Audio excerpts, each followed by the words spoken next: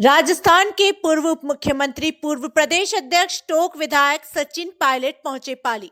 NSUI की नशा छोड़ो जीवन जोड़ो साइकिल यात्रा में हुए सम्मिलित। राजस्थान के पूर्व उप मुख्यमंत्री व पूर्व प्रदेश अध्यक्ष व टोंक विधायक सचिन पायलट आज पाली पहुंचे, जहां एनएसयूआई नशा छोड़ो जीवन जोड़ो की साइकिल यात्रा रैली कार्यक्रम में सम्मिलित हुए। पाली पहुंचने पर कांग्रेस जिला अध्यक्ष अजीज दर्द व वरिष्ठ पदाधिकारियों द्वारा 51 किलो के फूलों के हार के साथ उनका भव्य स्वागत किया गया। रैली पूर्व उन्होंने सभा को संबोधित करते हुए एनएसयूआई की नशा मुक्ति अभियान इस पहल का आभार जताया व युवाओं को नशे से दूर रहने की अपील की। तत्पश्चात पायलट जमकर राज्य सरकार व केंद्र सरकार पर कटाक्ष किए। अपने संबोधन में सचिन पायलट ने केंद्र सरकार पर कुछ चंद लोगों का फायदा पहुंचाने के आरोप लगाए। पायलट ने अपने संबोधन में कहा कि प्रदेश में सरकार बड़े विकास के दावे कर रही है, परंतु धरातल पर सभी क्षेत्र का विकास रुका हुआ है। गांव में नवीन विकास कार्य ठप्प पड़े हैं, परीक्षाओं में पारदर्शिता खत्म हो चुकी है। प्रदेश में कानून व्यवस्था को बनाए रखने में राज्य सरकार नाकाम हो रही है। अपने संबोधन में जमकर केंद्र व राज्य सरकार पर उन्होंने कटाक्ष किए। तत्पश्चात सचिन पायलट एनएसयूआई की नशा छोड़ो जीवन जोड़ो साइकिल यात्रा रैली में सम्मिलित हुए। साइकिल यात्रा रैली पाली से सोजत के लिए रवाना हुई।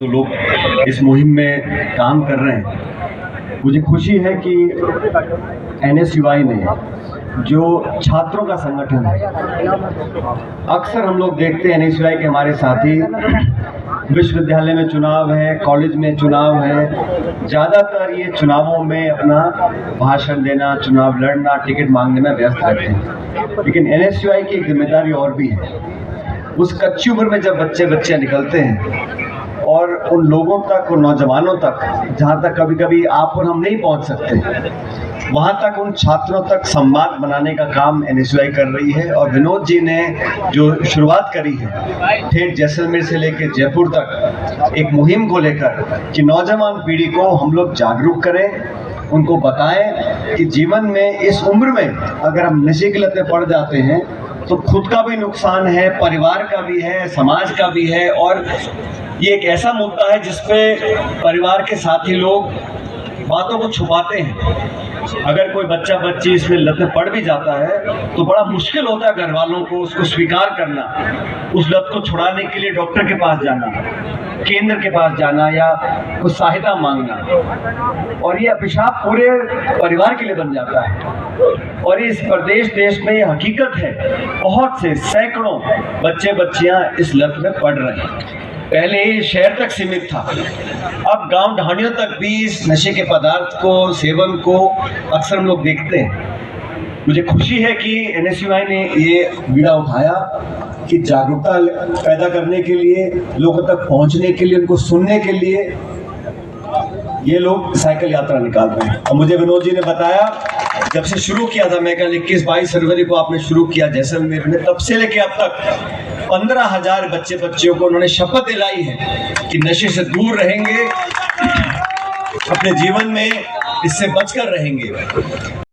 बुज उनके खिलाफ एफआईआर करने का जो आदेश पारित किया है, वो इस बात को सही दिखाता है जिस बात पर राहुल गांधी जी और कांग्रेस पार्टी लंबे समय से कह रहे थे कि मार्केट्स के अंदर, शेयर मार्केट के अंदर, सेबी के अंदर सब कुछ ठीक नहीं चल रहा था और मैनिपुलेट किया गया, लोगों के साथ पक्षपात किया गया, जानकारी को रोका गया, सूचना का उपयोग किया गया, और तभी माननीय न्यायालय ने आदेशित किया है कि उनके खिलाफ एफआईआर दर्ज हो।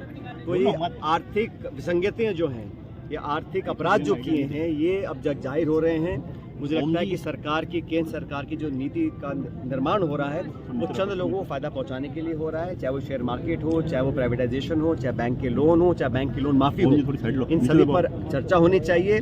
और जैसा राहुल गांधी जी कहते हैं, हमारी पार्टी कहती है कि एक जेपीसी बने, और जो अब तक गड़बड़ घोटाले हुए हैं, लाखों करोड़ की चोरी हुई है, बैंकों को चूना लगाया गया है, उस सब का पर्दाफाश हो रहा है। और ये जो एफआईआर के आदेश हुए हैं, ये इस दिशा में संकेत करता है कि आने वाले समय इन सब लोगों को जनता के बीच जाना पड़ेगा, सच्चाई बतानी पड़ेगी। रीट में अभ्यर्थियों की जनेऊ उतारी जा रही है, उसको लेकर क्या कहेंगे आप? एक बार बोलिए। देखिए, मुझे लगता है कि जब परीक्षाएं होती हैं तो 1.25 साल सरकार को हो गया, परीक्षाएं पारदर्शी तरीके से हों, ईमानदारी से बच्चे एग्जाम्स में बैठें और आगे बढ़ें, लेकिन जो विसंगतियां हैं वो लगातार